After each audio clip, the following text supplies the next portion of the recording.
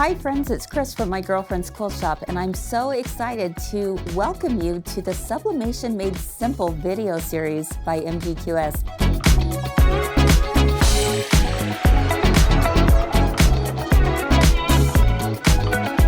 Here at my girlfriend's quilt shop, we're so thrilled to have brought in the Brother SP1 sublimation printer. It's this little guy right here. And you'll notice that it looks very similar to your regular home printer that would just print out regular ink, right? However, this one is a little bit different. This one actually carries sublimation ink. It's a special ink that it actually turns into a gas when it's heated. All right, so it's very different than a regular printer. So what that does is that sublimation ink goes onto a special paper called sublimation paper. You're able to print it, you place it onto your sublimation blank, heat it up, and then what do you know? You are revealing a beautiful product. So think about this. How many times would you love to personalize mugs, tumblers, shirts, sweatshirts, mouse pads, coasters, you name it? The possibilities are endless with all the fun you're going to have with the sublimation printer. What are some basic things that you need in order to get started with this? Let me show you. Obviously, you're going to need your printer, and the printer actually does come with the special ink already inside of it. Now you can also purchase refills, but I promise you that ink will last you forever. You also need some special sublimation paper. So this is the paper that I love from Brother.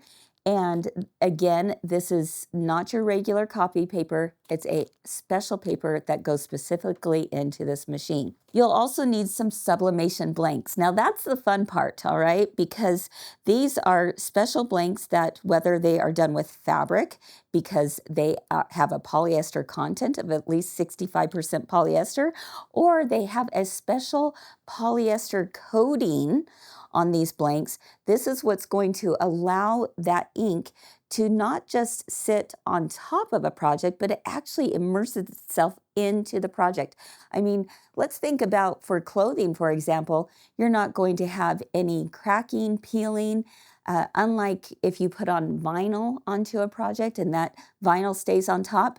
This is very different because the ink actually settles into the fiber content of the polyester. It's pretty cool. You also are going to need some heat-resistant tape. That's very important for what you're going to be shown throughout this series. And a pair of heat-resistant gloves. That's going to be also important. Not so much with every project, but I'll definitely let you know when those projects are that you'll want a pair of those. I also recommend having a lint roller for when we work with fiber projects. And you need a heat press. Now, this is just one of many different heat presses that you can use for sublimation.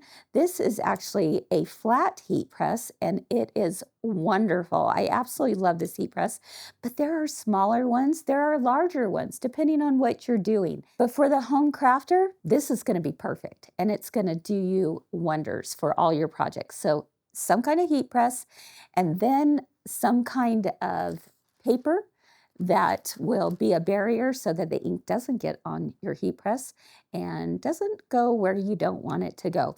So basically, that's it, you guys. It's a very simple setup, and I'm so excited to show you some of the projects that we have in the works so that you can learn to be the creator that you've always wanted to be.